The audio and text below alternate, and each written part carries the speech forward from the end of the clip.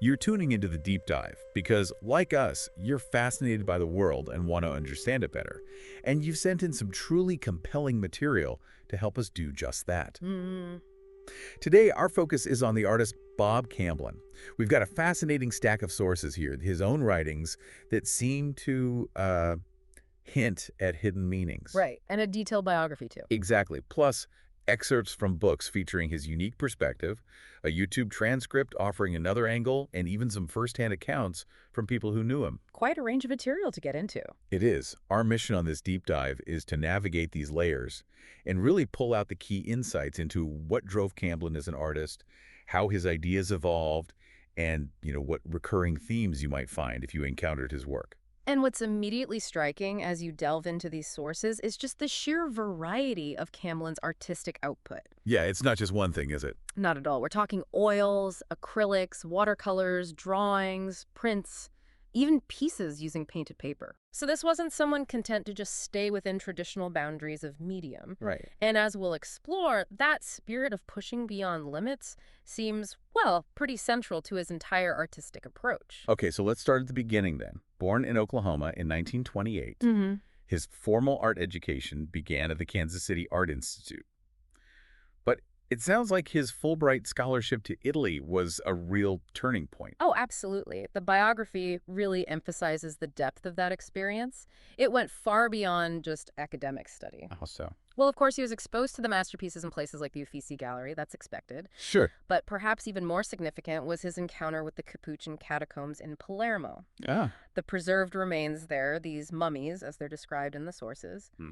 they clearly had a profound and lasting impact on his imagination. really?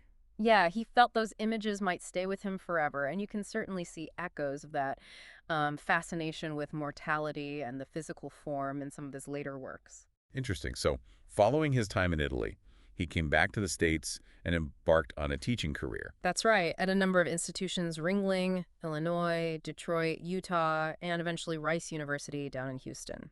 And it's interesting to note that even while teaching, he was actively exhibiting and collaborating. Definitely wasn't just an academic. And we shouldn't overlook his upbringing in Ponca City, Oklahoma. It wasn't just a generic small town, was it? No, apparently not. What was special about it? Well, Ponca City had this particular character shaped by the legacy of the Marland estate, Okay. this opulent mansion from the oil boom era. And the pioneer woman statue, commissioned by Marland, became a subtle but recurring motif in Camblin's art. The statue, how did he use that? Apparently, if you look closely at some pieces, you can find these little double VVs subtly incorporated. VV? Yeah, it was like a personal nod to his mother, Viva Camblin. Ah, okay. So that interplay between grand public themes and these intimate personal details. Exactly. It really starts to give you a sense of his complexity early on. You also pointed out his early friendship with Forrest Harrisberger, Right, they connected back in high school, even before art became their main focus. and then they reconnected later. Yeah, at the Kansas City Art Institute, after their military service. Those early sketching trips they took along the California coastline seem to have been really important. They had formative experiences. Seems like it. It highlights how those shared experiences can really lay the groundwork for creative development later on. Makes sense. And then there's Camblin's reputation as just a voracious reader. Oh, yeah. What kind of stuff? Emerson, the I Ching, Japanese haiku, and haiga. This deep engagement with ideas of, transcendentalism, cyclical change, finding profound meaning in simple observations. That sounds like it would feed directly into his art. Absolutely. It seems to have deeply informed his artistic philosophy. It suggests he was always looking for deeper connections and understandings, not just on the surface. Which neatly leads us to his core artistic ideas. One that really stands out from his own writings is his concept of art as questions disguised as images. Yes, I found that fascinating too. It immediately reframes how you might approach looking at his pieces, doesn't it? Totally. It suggests they aren't meant to be statements, but rather prompts for your own thought. So he wants the viewer to work a bit. Precisely. It's an invitation for you, the viewer, to actively engage with the ambiguity, to really consider the underlying inquiries that he's embedding within the visual language. And that ties directly into another recurring theme you found, the exploration of paradox. Yeah, things like traps that don't trap, that kind of idea. What does that even mean? Well, it hints at a world where our assumptions might be turned on their head, right? Where the expected outcome isn't always what materializes. It plays with your expectations. And this fascination with illusion and the fleeting nature of things, that seems to be a consistent thread too. Definitely. A book review in our sources even mentions vanishing acts and a sense of him meditating on the futility of trying to hold on to anything permanently. Hmm, quite philosophical. But what's fascinating here is how this aligns with his idea of everyday enlightenment. Okay, tell me about that. It's this notion that moments of genuine understanding, real insight, can be found in the ordinary, in the unexpected. So not some lofty, distant state. Exactly. It's not some unattainable thing, but something you, our listener, might recognize in your own life. A sudden flash of insight during a mundane moment. Like things just clicking. Right. This resonates with the excerpts we have that touch on a more grounded, immediate form of understanding. He also seemed to hold a pretty strong conviction about the role of art itself. Oh, very strong. Believing it should transcend traditional criticism and commercial concerns. Aiming instead to connect directly with the viewer's inner self. Yeah. Yeah. That's a pretty idealistic stance, especially for an artist trying to make a living. It is. And it reflects a deep commitment to his personal artistic vision. His belief that, and this is a quote, "There are no mistakes, you are doing the best you can." I love that. It's such a remarkably open and process-oriented way of looking at creation. It shifts the emphasis away from a rigid concept of perfection, doesn't it? Totally. It moves towards the inherent value of just exploration and effort. And when he talks about seeing versus looking, it's about a much deeper level of engagement. Not just a superficial glance. Right, but a mindful observation of the world around us. The idea of his art being a kind of game with hidden meanings, like a treasure map waiting to be deciphered. That's really intriguing. Isn't it? It suggests he wanted you, the viewer, to be an active participant in the experience. Not just passively looking at a pretty picture. Exactly. He wasn't simply creating images to be admired, he was setting up these visual puzzles to be unraveled. Which probably explains his sometimes cryptic use of text within his work. Good point. While seeming to agree with Tom Wolfe's idea in The Painted Word, that words can sometimes obscure the direct impact of art. He still used them. Yeah, but he incorporated text as shapes, as potential clues, adding another layer to this visual game he was playing. Clever. And his ambition to remake Goya in 20th century terms, that's a bold aspiration. What do you think he meant by that?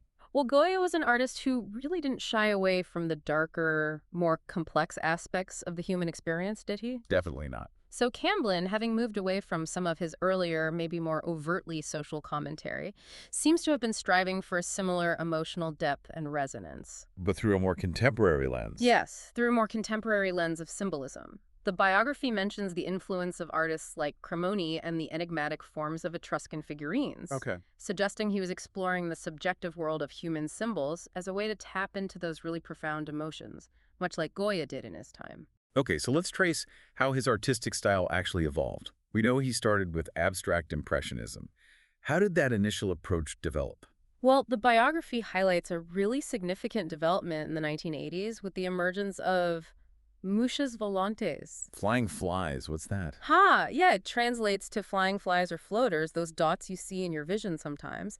It was a collaboration with Nancy Giordano, Okay. and it involved creating these optical illusions using dots and dashes, actively engaging your perception as the viewer.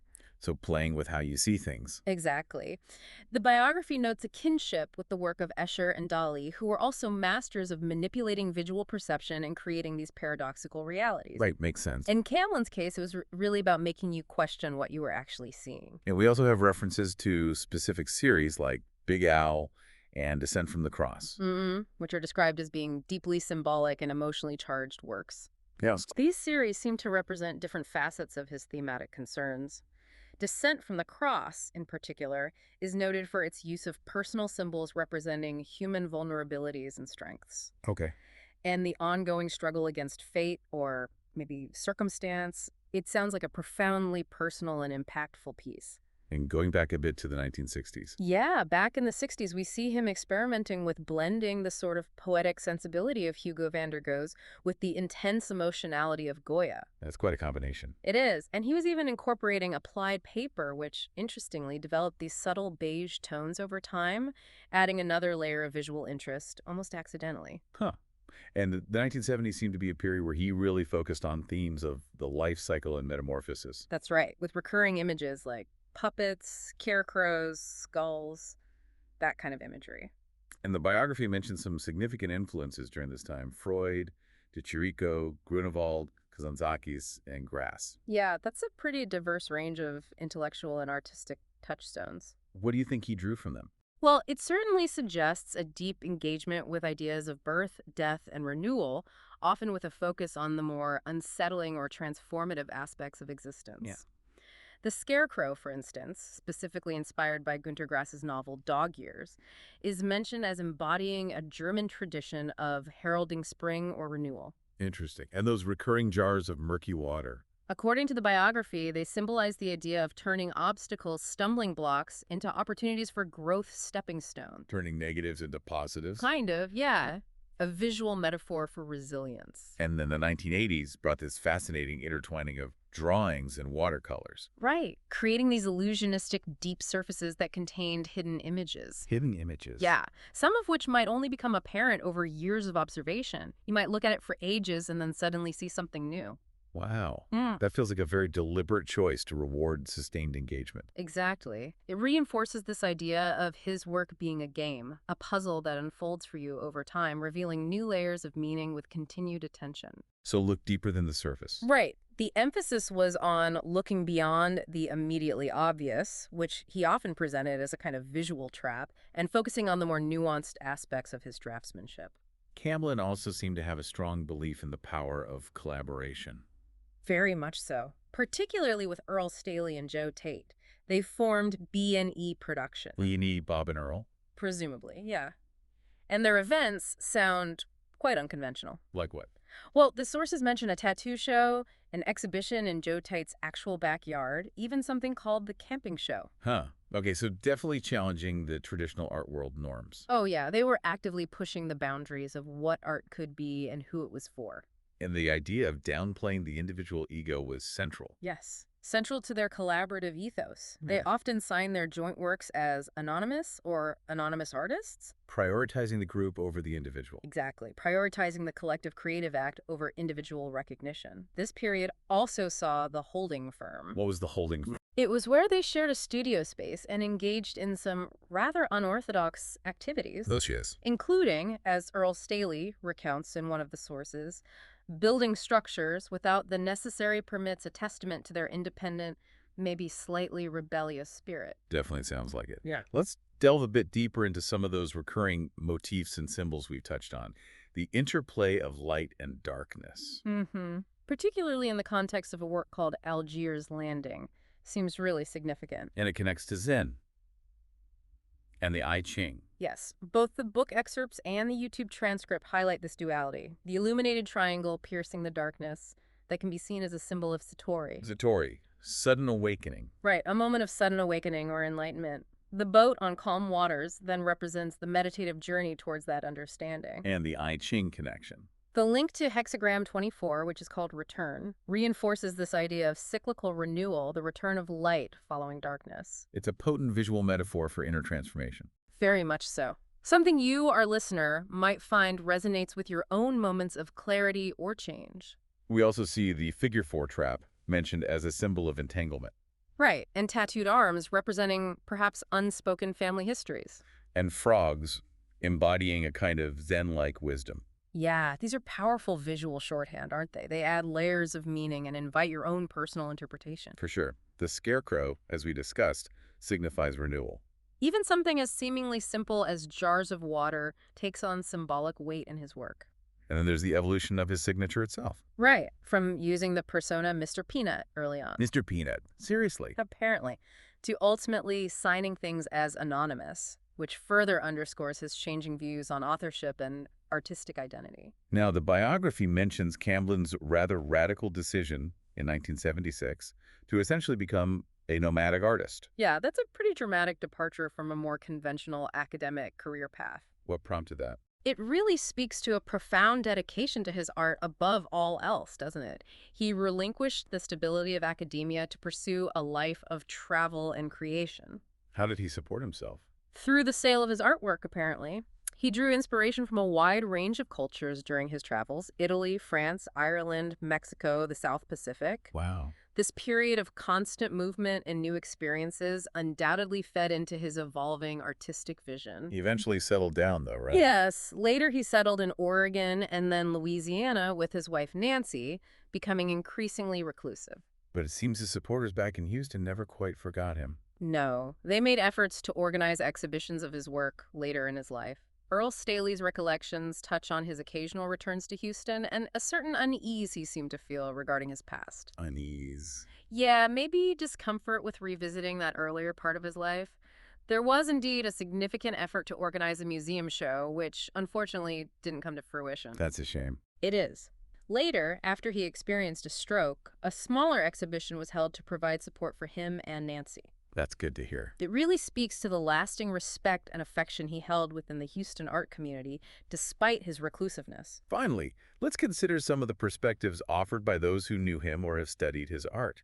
Pete Gershon aptly describes him as a mystical trickster figure, ripe for rediscovery. That really encapsulates the enigmatic quality we've been discussing throughout this deep dive, doesn't It it? really does. And George O. Jackson Jr. speaks of reading Camblin's art as if it were a book, emphasizing the depth of narrative and his unwavering commitment to his craft. Earl Staley credits Camblin with fundamentally shaping his understanding of drawing and composition. Right. Penny Serling highlights his inquisitive nature and his deep appreciation for collaboration. And Carolyn Farb views his work as deeply autobiographical, reflecting the joy he found in the act of creation itself. And Earl Staley's more extensive account provides a really poignant personal glimpse into their shared history, those holding firm years, and Camblin's eventual withdrawal from the Houston art scene. So, having taken this deep dive into the wealth of material you provided, it's clear that Bob Camblin was a remarkably complex and multifaceted artist. Absolutely. Whose work continues to provoke thought and spark curiosity. His art wasn't about providing easy answers, was it? Not at all. It was an invitation for you, the viewer, to ask your own questions, to look beyond the surface. And to embark on a very personal journey of discovery. Precisely. His recurring explorations of paradox, the ephemeral nature of existence, and the search for meaning in the everyday offer a really rich starting point for your own contemplation. Yeah. The way he blurred the lines between artistic expression, philosophical inquiry, and personal experience feels remarkably relevant even today. Even though much of this work spans several decades. Right? It still resonates. Which brings us to our final thought for you. Considering Bob Camblin's work, how does this deliberate blurring of boundaries between art, philosophy, and personal experience, this invitation to find insight in unexpected places, how does that challenge your own understanding of what it means to be truly well-informed? Good question. It's not just about accumulating facts, is it? It's about cultivating a way of seeing. Thanks for joining us for this deep dive.